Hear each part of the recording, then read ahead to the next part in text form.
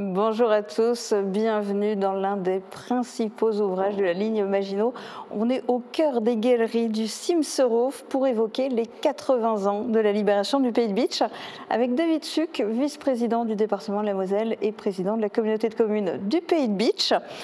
Benoît Kiefer, maire de Bitche, Joël Beck, président de la Société d'histoire et d'archéologie de la Lorraine et Michel Klein, fondateur de l'espace mémoire du Pays de Bitche. Merci beaucoup à tous les quatre de participer à cette émission. Forcément, on va commencer par un petit cours d'histoire en accéléré. Joël Beck, on célèbre les 80 ans. En fait, on célèbre la libération du Pays de Bitche. Mais quelque part, on devrait peut-être plutôt dire les libérations, puisque ça s'est passé à des dates différentes, qu'il y a même des villages qui ont été repris par les Allemands qui ont dû être libérés 2 fois, c'est ça? Oui, exactement. Donc, nous sommes en décembre 1944. Donc le débarquement de Normandie semble déjà très loin pour la population. Et nous sommes sur une libération qui va durer 3 mois du Pays de Bitche. Donc du 5 décembre, le premier village qui est libéré, c'est Schmidtviller, jusqu'au 17 mars, à savoir la libération du village de Sturzelbronn. C'était une guerre de mouvement, une guerre de position qui a évolué tout au long de ces 3 mois, avec notamment l'opération des Américains du 61e régiment d'infanterie qui arrive du côté de Rimelin-Erchin. On a en mémoire, tous les spectateurs sans doute, des festivités, des commémorations qui ont eu lieu à Sarreguemines, notamment, à Gotzenbrück, et c'était en décembre 1944. Donc là, on rentre dans le second volet de la libération au mois de mars. Pourquoi? Parce que, justement, le front s'est figé sur une ligne entre Sarreguemines et au-delà jusqu'à Niederbronn, avec l'attaque allemande sur les Ardennes qui a commandé un déplacement des troupes américaines et une attaque allemande par la suite devant la réduction de l'armée américaine. Les Allemands ont essayé de progresser dans le Pays de Bitche, ce qui a fait des combats énormes avec près de, sur les 3 mois, 160 000 chars américains quand même, contre 50 000 chars, des centaines de milliers de militaires présents sur notre territoire, des milliers de bombes, des milliers de tonnes, hein, on s'entend de tonnes de bombes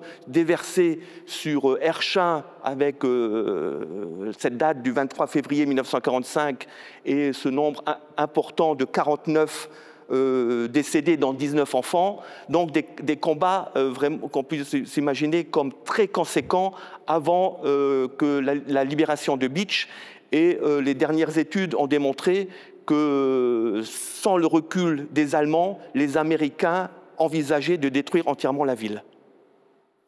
Et là, du coup, on est en pleine période de 80e anniversaire de la libération. Mais Michel Klein, quelque part, la libération, vous la commémorez tout au long de l'année, tous les ans, à l'espace mémoire, avec l'accent qui est mis sur les hommes, et en particulier sur les hommes qui composaient la fameuse 100e. Oui, tout à fait. C'est une des missions de l'espace mémoire, c'est de raconter l'histoire, mais le côté humain de tous ces soldats. L'histoire, les généralités de l'histoire, tout le monde les connaît, tout le monde peut les étudier, mais le côté humain, le côté personnel, vraiment toutes ces petites histoires familiales qui font la grande histoire, c'est quelque chose de très important. On tient à cœur à le partager, à le transmettre. Alors d'un côté, on a un engouement très fort par les familles américaines, hein, puisqu'on a tout au long de l'année des familles qui viennent.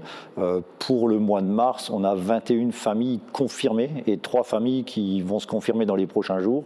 Ça fait quand même un groupe de 55 Américains, ce qui est quand même une délégation conséquente et qui montre l'intérêt qu'ils ont pour tout ce qui était les combats du Beacherland à travers les souvenirs, les récits des familles. Et des fois, les récits sont tellement forts, tellement poignant qu'on arrive à des projets comme le projet de la stèle américaine qu'on a inauguré il n'y a pas longtemps. C'est une histoire personnelle qui aujourd'hui maintenant tout le monde peut la découvrir et tout le monde peut se rendre compte non pas des soldats américains mais de l'histoire d'un soldat et on peut forcément faire des parallèles avec les conditions de vie d'aujourd'hui et ce qu'ils ont enduré à l'époque. Mais l'histoire racontée à travers des personnes précises, à travers des objets, il y a toute une collection chez vous d'objets un peu en tout genre et tous liés à la 100e. Tous liés au pays de Beach. C'est-à-dire qu'en général, tout ce qui est matériel militaire, on va dire, c'est lié à la 100e division, puisqu'on a pas mal de familles qui nous envoient ce qu'on appelle des trésors de guerre, hein, des objets que les soldats ont capturés, et des fois, c'est des objets qui ont été, des trophées qui ont été pris à Beach. Donc là, c'est le Graal pour nous. Mais effectivement, chaque objet a sa petite histoire, et cette petite histoire...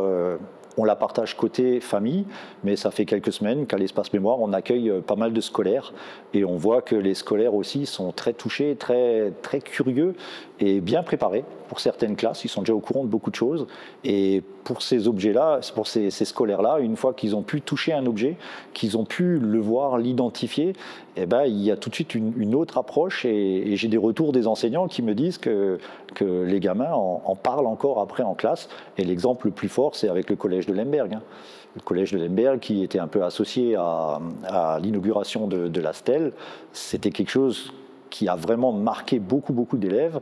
Et ce n'est pas terminé, puisqu'en mars, on va faire un déplacement avec cette classe au cimetière de Saint-Avold. Donc pour eux, ils ont vraiment fait tout le parcours de ce soldat. Et pour une grande partie, le 80e va avoir une autre résonance à travers ces travaux-là. Ouais. Alors, ce sera l'occasion aussi de mieux connaître, pour ceux qui ne le savent pas, les faits d'armes de la 100e division américaine. Mais il n'y avait pas qu'elle, Joël Beck, dans le pays de Beach. Il y avait aussi la 71e, et en particulier ici, au Simserhof. Oui, effectivement, en décembre 1944, le 60e régiment d'infanterie arrive de Butten, Enchenberg, et se trouve face au Simserhof, alors occupé par les Allemands. Et résultat, dès le 13 décembre, une compagnie de ce 71e réussit à faire les plans d'occupation du site, le positionnement des barbelés, de l'artillerie, et il faudra quand même attendre jusqu'au 20 décembre pour libérer le site. Comme quoi, ce fut vraiment une action de longue durée, et d'après les rapports américains, leur succès est dû notamment aux études préliminaires de soldats qui se sont approchés sous les barbelés, qui ont ouvert des failles, qui ensuite ont repéré les divers canons avant de faire exploser les portes et pouvoir rentrer avec l'appui de l'artillerie qui, le 15 décembre, ont déversé 269 tonnes environ de bombes sur le site. Ils ont pu rentrer dans le Simserhof avec des lance-flammes notamment et des fumigènes pour pouvoir assaillir les Allemands et faire un nombre de prisonniers conséquent. Et ce fameux 20 décembre, le silence radio est interrompu par la mention « Nous sommes assis sur le fort du Simserhof ». Et ils seront remplacés d'ailleurs, puisqu'on peut faire le lien, 3 jours après par des éléments de la 100e sur le site. Et de manière générale, dans le pays de Beach, il n'y a eu que les Américains, ou ils ont aussi eu l'aide d'habitants du secteur? Est-ce qu'il y avait des résistants? Alors c'est une nouvelle étude. Les dossiers ont été ouverts à Vincennes depuis un peu plus d'1 an. Et justement, la section du pays Beach, notamment, étudie les dossiers individuels de tous ces résistants. Et notre idée, c'est justement de pouvoir faire des présentations de panneaux, comme ça a été déjà fait à Binin et à Sarreguemines, et comme on a l'intention de le faire à Erchin, Rimelin, d'autres communes, et notamment à Beach, puisqu'on compte plus d'une vingtaine de résistants, avec notamment la célèbre mission Lorelei qui a aidé les Américains à progresser aux alentours de Beach et dans la ville. Alors, tous ces libérateurs, on leur rend particulièrement hommage en cette période de 80e anniversaire de la libération. David Suc, évidemment, c'est important de commémorer la libération. C'est essentiel, je crois que c'est important aujourd'hui de pouvoir commémorer cette libération et c'était tellement essentiel qu'on a démarré ce cycle en 2021 avec la Moselle déracinée. On se souvient évidemment de ces grandes opérations qui à la fois ont mobilisé l'association et je crois qu'il faut vous remercier puisque cette volonté que nous avons au niveau du département, des collectivités, de rappeler à la jeune génération ce que c'est l'histoire de France, ce que c'est l'histoire de la Moselle et du Pays de Bitche. On a besoin ensuite d'avoir des associations qui puissent mettre en œuvre, qui puissent raconter, qui puissent à un moment donné raconter cette grande histoire avec le détail, avec ses visages humains, comme cela a été dit par l'espace mémoire. Et donc la Moselle déracinée en 2021, en 2022 la Moselle martyrisée, je crois qu'on s'en souvient aussi avec un certain nombre de conférences, la Moselle annexée, et puis évidemment aussi la Moselle libérée en 2025. Et puis ce qui a été dit, je crois que c'est important, la Moselle c'est 7 mois de combat pour la libérer.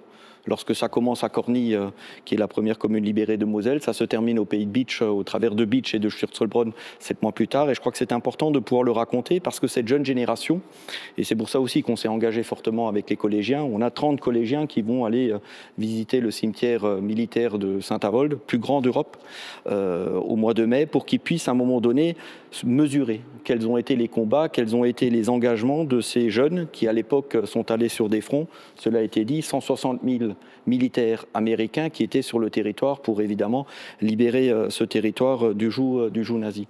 Et donc on a souhaité avec le président Weiten évidemment commémorer cette grande histoire de Moselle parce que lorsqu'on parle de ces théâtres d'opération, il faut se souvenir que c'est 400 000 Mosellans qui ont été jetés sur les routes de France 4 ans plus tôt pour aller rencontrer ces habitants de 48 départements qui nous ont accueillis. Et je crois que cette histoire particulière, j'évoquerai pas les malgré nous, elle a besoin d'être racontée. Parce que cette jeune génération, et je crois que c'est pour ça qu'on est là aujourd'hui, elle a besoin de transmettre cette histoire qu'elle n'a pas connue. Je fais partie d'une génération qui n'a pas connu le service militaire.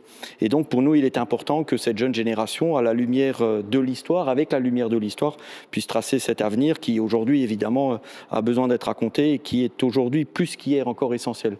Lorsqu'on voit évidemment cette société qui s'interroge, et on ne va pas revenir sur les actualités, avec la guerre à quelques milliers de kilomètres aux portes de l'Europe. Donc pour nous, c'est important, essentiel. Important et essentiel aussi, je suppose, à l'échelle de la ville de Bitche. Oui, bien évidemment, parce que la reconnaissance que l'on porte à nos libérateurs, c'est déjà leur tirer le chapeau pour ce qu'ils ont fait, avec aujourd'hui des mémoires vivantes qui sont de moins en moins nombreuses, malheureusement. Mais c'est aussi notre devoir de pouvoir, comme le disait le président Suc, de transmettre à ces jeunes générations. Et puis, je crois que si on reprend un petit peu la phrase de Churchill, si on oublie notre passé, on n'a pas d'avenir. C'est une nation qui n'a pas d'avenir. Et donc, la paix d'une nation, la paix d'un pays se construit aussi avec l'histoire. Et donc, c'est essentiel pour nos générations futures, de pouvoir connaître ce qui s'est passé sur leur territoire, pour construire une nation avec une colonne vertébrale solide, sans retracer, comme le disait le président, la question de l'actualité. On est aux portes de l'Europe, la guerre est aux portes de l'Europe, donc à nous de démontrer quels sont aussi, au travers des fruits de l'histoire, ces éléments qui permettent de construire et de solidifier, de massifier notre nation et une société de paix. Alors du coup, quels vont être les différents types de commémorations? Quels seront les temps forts? Alors vous utilisez le pluriel, je pense que vous avez raison, ce sont des commémorations, ou plutôt des temps de commémoration, des temps commémoratifs. Pour ce qui concerne la ville de Bitche, on va démarrer le vendredi 14 mars, avec un concert à l'Espace Cassin qui sera donné par l'Harmonie du Pays de Bitche, et puis un partenariat avec les communes de Lemberg et de Rimelin le 15. Et puis l'essentiel sur Bitche se déroule le dimanche 16. Alors c'est de date à date, puisque la ville de Bitche a été libérée précisément le 16 mars, avec des levées de couleurs à la citadelle, un temps à la stèle de la 100e division américaine. Je laisserai Michel Klein l'exposer davantage sur cette partie commémorative, suivi d'un office œcuménique, et puis un temps au monument aux morts, avec une cérémonie militaire, et puis on se dirigera vers la rue Tessier, pour reconstituer cette accroche du drapeau qui a eu lieu au 32 rue du Colonel Tessier. Et donc le défilé va continuer jusqu'à la place d'Armes où il y aura un autre temps commémoratif en partenariat avec le département dans le cadre de la journée de la mémoire mosellane. Et donc ce seront c'est un lieu où il y aura aussi la présence militaire, où il y aura les porte-drapeaux, où il y aura une reconstitution qui sera faite d'un camp américain.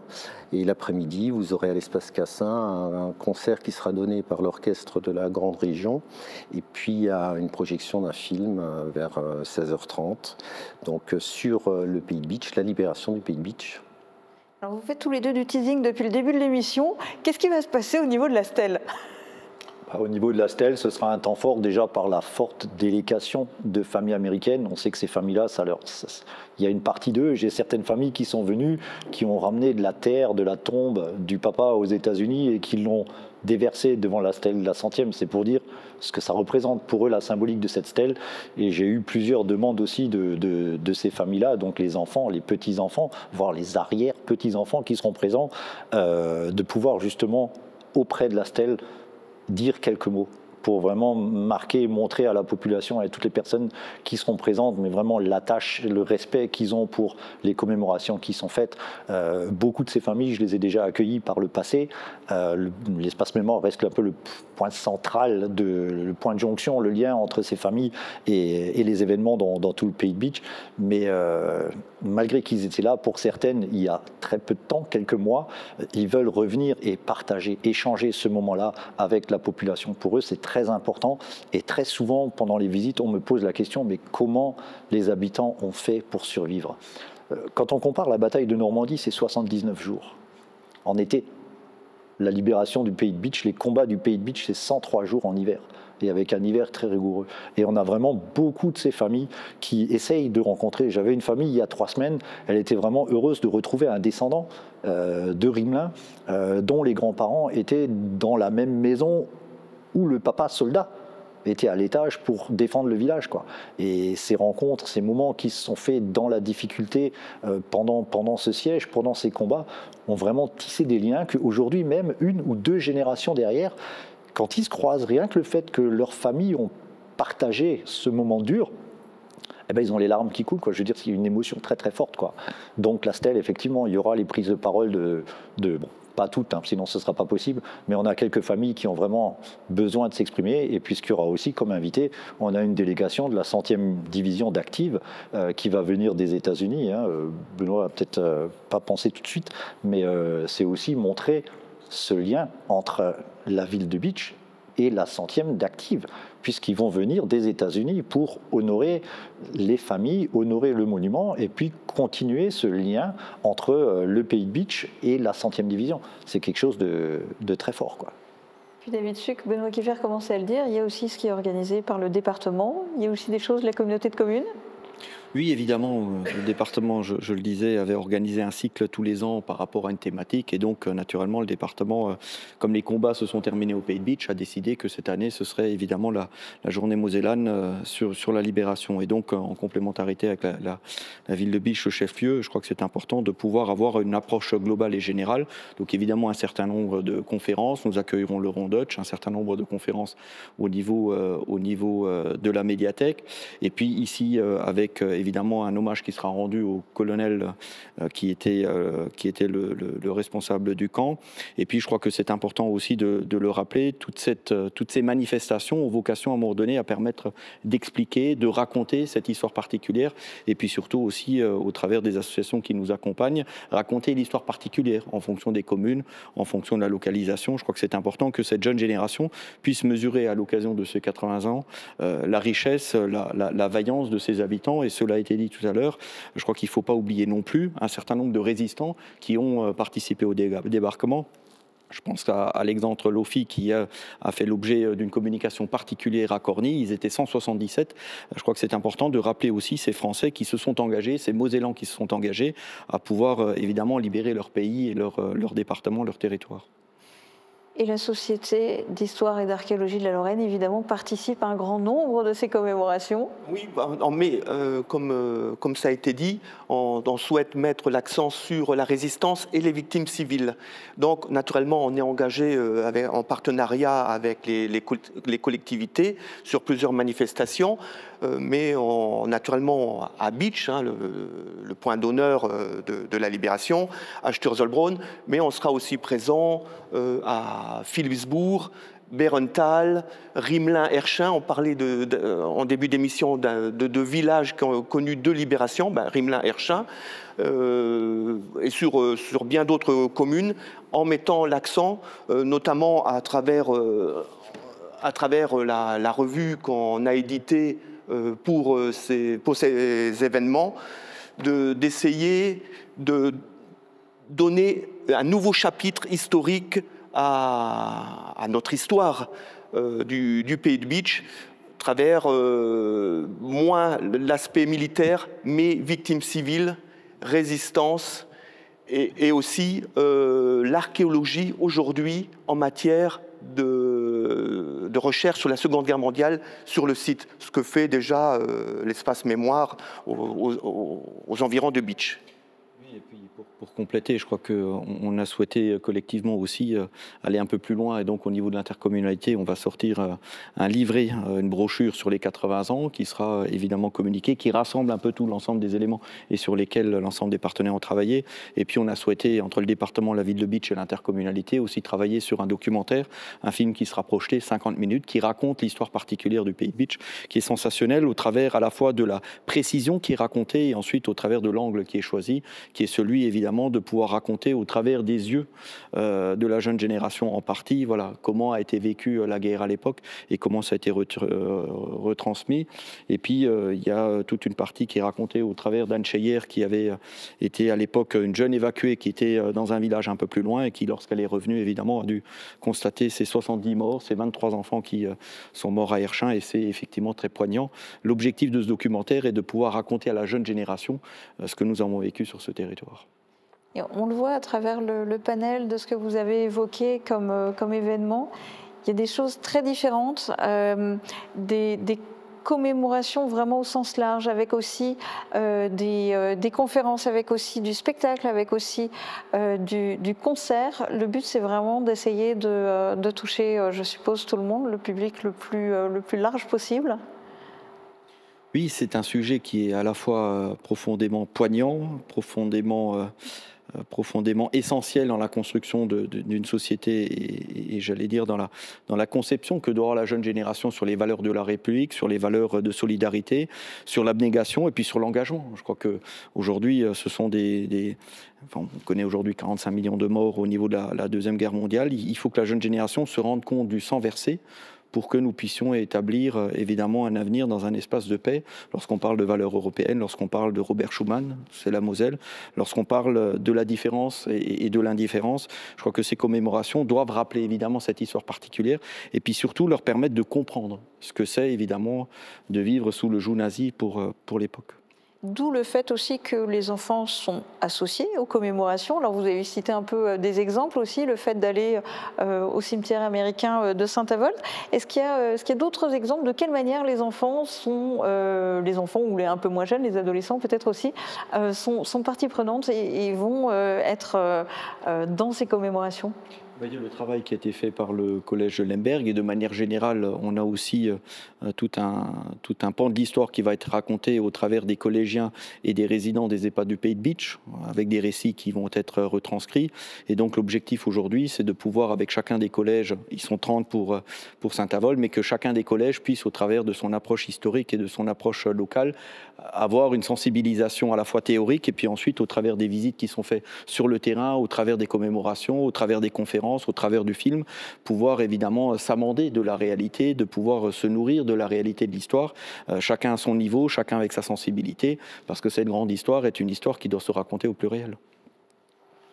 En complément, la Chale était présente au lycée Tessier. Au collège Kiefer, ils ont travaillé sur notre revue d'il y a 10 ans. sur la libération avec l'opération Norwind. Ils en paraissaient tous très intéressés, mais naturellement, ils sont plus portés vers le matériel. Et c'est vraiment ce qui les intéresse. On le voit, c'est pour ça qu'on fait d'autres opérations scolaires en expliquant un peu à travers l'objet comment la guerre s'est passée dans le pays de Beach. Ces jeunes seront présents le 16 mars, le dimanche, devant le monument aux morts avec la participation des écoles primaires, du collège et du lycée. Et donc nous aurons des lectures de textes, nous aurons des chants. Donc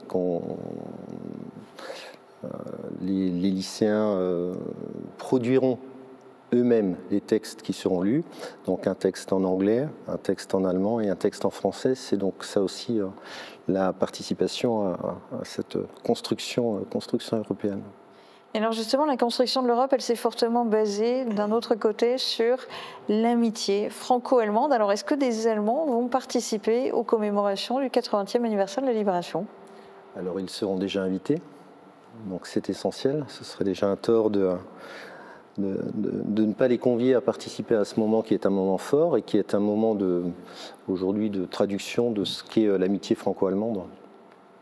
C'est important, David Suc, à vos yeux, qu'il y ait des Allemands qui participent? C'est essentiel. Je crois que l'Europe et la construction européenne, elle s'est d'abord fondée sur la proximité entre la France et l'Allemagne.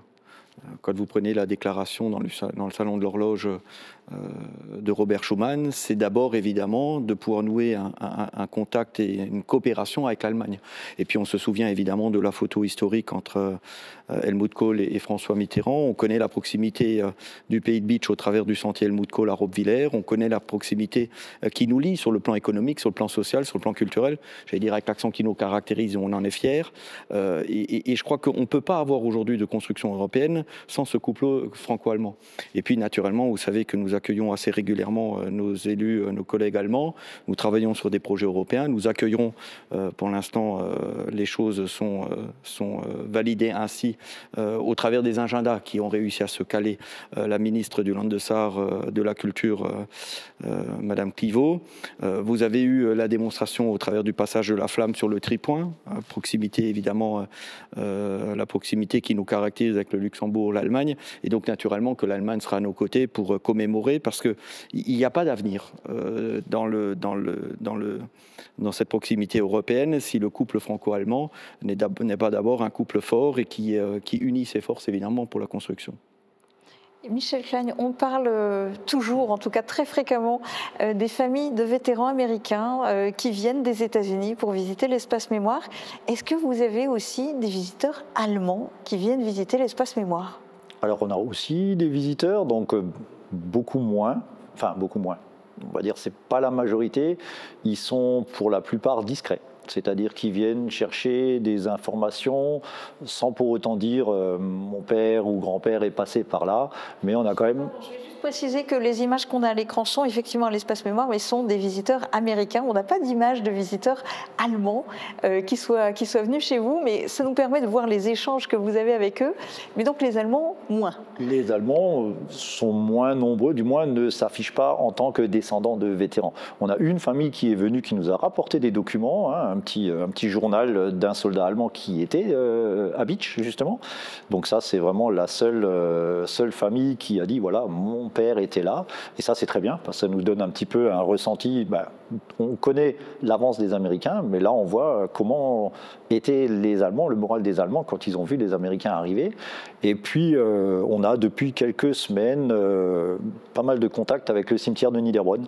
Et le cimetière de Niederbronn fait la même chose que l'espace mémoire, mais avec des Allemands. C'est-à-dire qu'ils ont beaucoup de biographies de soldats, ils organisent des visites du cimetière en parlant de nouveau des histoires personnelles, mais de soldats allemands. Et puis l'actualité récente leur a fait découvrir l'espace mémoire. Et depuis, on est beaucoup en contact pour justement échanger des biographies, des histoires de soldats, pour pouvoir faire un parallèle. C'est-à-dire qu'à Niederbronn, on pourra parler aussi de certaines histoires de soldats américains. Et puis nous, si on a des soldats qui étaient dans le secteur de Beach, ce sera intéressant pour nous aussi de pouvoir parler de ce qu'était la guerre, du moins cette période, mais côté soldats allemands. Et Si je peux me permettre, justement, c'est une anecdote qui n'est pas très connue dans le Pays de Bitche, c'est qu'il y a eu une opposition entre Niederbronn et Bitche pour avoir le cimetière à Bitche dans les années 60, puisqu'on trouvait près de 500 militaires allemands enterrés au cimetière communal et sur d'autres sites, au camp militaire. Et finalement, le cimetière s'est installé à Niederbronn, mais ça a été très, très vivement sollicité à l'époque par les politiques dans les années 60. Et ça m'amène indirectement à ma question suivante, c'est que les acteurs et même, au fur et à mesure, les témoins de la libération, petit à petit, disparaissent. Comment on peut faire perdurer ce temps fort de l'histoire ? Je dirais comme on le fait actuellement. Voilà, c'est un ensemble de partenariats, mettre en avant notre histoire du Pays de Bitche. Donc c'est vraiment une volonté commune que l'on a. La Société d'histoire d'archéologie, section de Sarreguemines, section de Bitche, s'y investit en essayant, comme je l'ai précisé auparavant, de trouver de nouveaux angles d'histoire, parce que il y a encore tellement de recherches à faire, puisque pour moi, on tourne une page, les derniers témoins de cette époque disparaissent. Maintenant, ce sont les enfants. C'est une histoire racontée qui n'a pas été vécue, même si on conserve des traces, et puis même des auditions, notamment par Léon Meyer à Binin. On a une présentation, il me semble, différente, plus complète à faire, et c'est normal, que ce soit pour la Première Guerre mondiale ou les autres conflits qui ont parsemé le Pays de Bitche, comme 1870, on continue à travailler dessus, et puis on espère faire toujours de nouvelles découvertes, mais il est important pour nous de conforter ces études et de l'exprimer, de le présenter à la population, que ce soit locale ou même française ou étrangère. Oui, je crois que c'est d'autant plus important que les témoins vivants aujourd'hui disparaissent, et que donc cette histoire qui pouvait être racontée au travers de chacun des témoins, dans chacune des familles, est une histoire qui ne se racontera plus. Et je crois que c'est aujourd'hui la responsabilité, l'honneur de la puissance publique et des associations que de la raconter. Sans l'engagement des collectivités, sans l'engagement de l'éducation nationale, sans l'engagement aujourd'hui des associations, cette histoire est une histoire qui peut se répéter. Et on sait qu'un peuple qui oublie son histoire est un peuple qui n'a pas de route, qui oublie son passé et est condamné à le revivre. Et je crois que c'est évidemment dans cette démarche-là qu'aujourd'hui on s'engage fortement pour raconter, pour expliquer d'où on vient, et puis raconter aussi l'héritage qui est apporté par les jeunes générations, celle qui demain évidemment devra diriger au travers des responsabilités un pays, devra s'engager au travers de ses responsabilités dans des décisions publiques et dans des décisions politiques. Et donc je crois qu'il faut continuer à raconter, il faut continuer à commémorer, il faut la rendre aussi digeste. Et je crois que c'est important aussi au travers de ces différents documents, au travers de ces différentes façons de la raconter, au travers de ces témoignages, on essaie de pouvoir sensibiliser toutes les générations. Oui, je le disais au début, les mémoires vivantes ont tendance, par un effet naturel, à disparaître. Et donc l'enjeu pour moi aujourd'hui, c'est aussi de considérer de quelle manière on va pouvoir conserver l'histoire, mais l'histoire dans sa pure vérité, sa stricte vérité, sans la travestir. Donc lorsque ces mémoires ne seront plus là, c'est un risque et c'est un véritable enjeu pour les historiens de pouvoir tracer ce qui était la réalité de l'histoire, que ce soit pour la période de 39-45 ou tout autre événement. Donc c'est un enjeu pour moi de pouvoir considérer de quelle manière on peut conserver ces événements, et je crois que le travail qui est fait, la démonstration qui... Je remercie TV Mosaïque aussi pour organiser ce moment-là. C'est aussi un élément qui participe à cette conservation et à ce travail de mémoire. Et quel est le regard que vous portez sur les 80 ans qui se sont écoulés depuis la libération ? Que la paix reste fragile, qu'il peut même y avoir alors, une espèce d'absurdité dans les conflits. On peut le dire très sincèrement. En toute occurrence, moi je peux le considérer comme ceci, pour nous dire qu'au final, et ça a été dit plusieurs fois, que l'histoire se répète.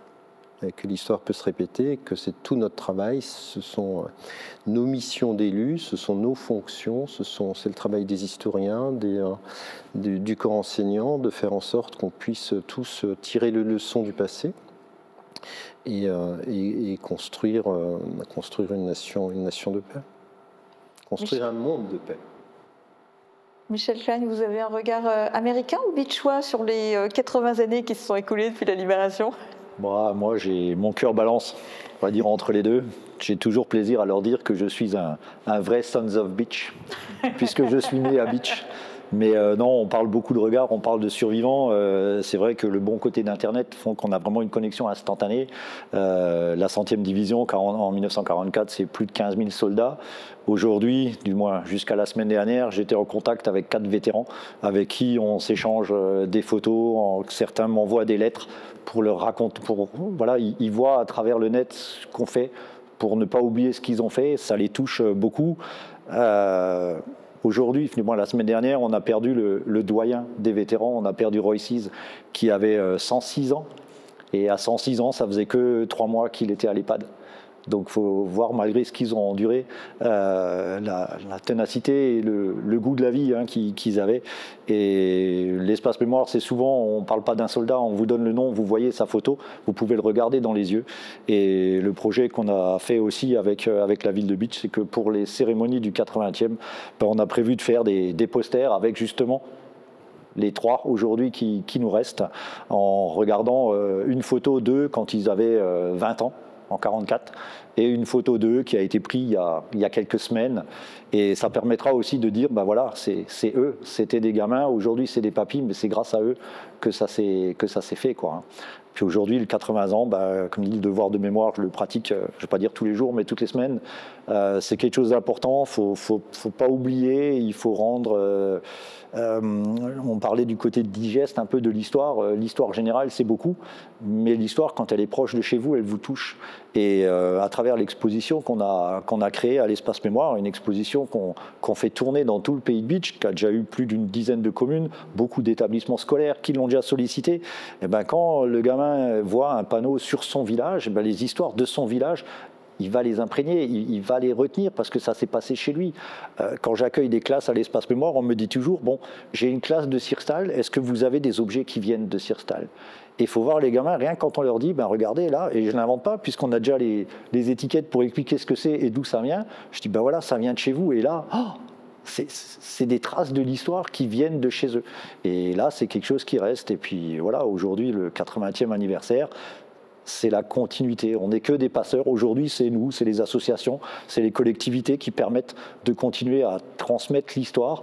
Demain, ce sera d'autres jeunes qui auront eu une sensibilité particulière à travers la manière dont on aura présenté l'histoire. C'est autant dans les livres, c'est vraiment indigeste, enfin les cours, mais quand on peut personnaliser un peu ces choses-là, et du coup, ces gamins, ils vont se dire, tiens, c'est vrai que ça vaut le coup, c'est pas rien, ça vaut le coup de continuer d'en parler, et puis j'ai bon espoir que l'histoire continue, quoi. Autre regard de passionné sur les 80 ans qui viennent de s'écouler depuis la Libération? Les commémorations sont des temps forts, naturellement. Mais au-delà, l'histoire du pays de Beach, c'est naturellement ces combats dont la mémoire est le plus prenant. Il y a aussi la guerre de 1870. Mais je terminerai en disant que si l'accent doit être mis dessus, et c'est très important, il y a toute notre pan d'histoire depuis les Celtes et notre caractéristique, notre identité, notre territoire qu'il faut pouvoir mettre en avant par des expositions, des spectacles, éventuellement un musée du Pays de Beach, quelque chose que les visiteurs, les habitants puissent s'imprégner de toute cette histoire, à quoi ça correspond, et que notre bien commun remonte déjà bien avant les Romains. On a une histoire connue et riche à présenter au Pays du Beach. David Sucre, le mot de la fin est pour vous. Quel est le regard, vous, que vous avez sur les 80 ans qui se sont écoulés depuis la Libération? Sur les 80 ans, je crois que cela nous impose aujourd'hui un regard un peu plus large. Je prendrai la guerre de 30 ans, lorsqu'on sait que ce territoire a été peuplé avec des gens qui ne sont pas d'ici. Je crois que le Pays de Bitche et la Moselle est une terre d'histoire, une terre d'intégration, une terre de respect, une terre de solidarité, et puis en même temps une terre de combat, à chaque fois sur les valeurs, sur les libertés. Et je crois que ces 80 ans nous démontrent, au travers de ce qu'a fait, de ce qu'a été le 39-45 avec la Shoah, que les recettes sont toujours les mêmes. D'abord, on identifie une race, une religion, une couleur de peau qui est le problème, qui est le mot de la société.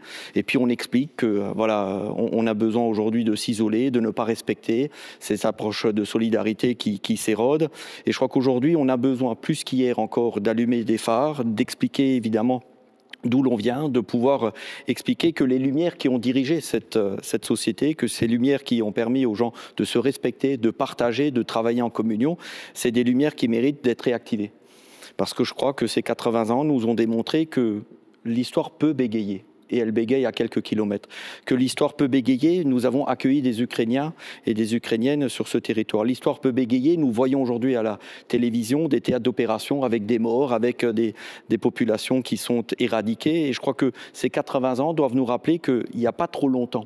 Ce que nous voyons aujourd'hui à quelques centaines, à quelques milliers de kilomètres, s'est produit sur notre territoire. Ici, au Simserhof, on a l'illustration de ce que c'était l'engagement d'un territoire, d'une nation pour construire un site qui, au bout de 6 ans de labeur, devait défendre, à la fois au travers de la ligne Maginot, la France et ses valeurs. Et je crois que nous sommes en responsabilité aujourd'hui pour expliquer à cette jeune génération que la guerre, que la paix est une bataille qui n'est jamais terminée. Et que la meilleure des batailles est celle de la construction européenne. Merci pour cette belle conclusion. Merci aussi de nous avoir laissé nous installer ici, ce plateau éphémère au cœur du Simserhof. Ce n'était pas une mince affaire, c'est un site qui appartient à la communauté de communes du Pays de Bitche. Merci à l'équipe du Simserhof qui nous a accueillis et merci évidemment à tous les 4 d'avoir participé à cette émission. Il y a eu beaucoup d'événements dont il a été question. Ne vous inquiétez pas, on redonnera sur Mosaïque Cristal le programme détaillé des commémorations dans les différentes communes, des temps forts pour ne pas oublier. Et ça vous donnera sans doute envie de participer à ces différents événements et aussi de visiter les sites marquants, alors notamment l'espace mémoire à Bitche et ici le site du Simserhof. Juste petit conseil, n'oubliez pas de prendre un gros pull. Merci à tous, très bonne journée.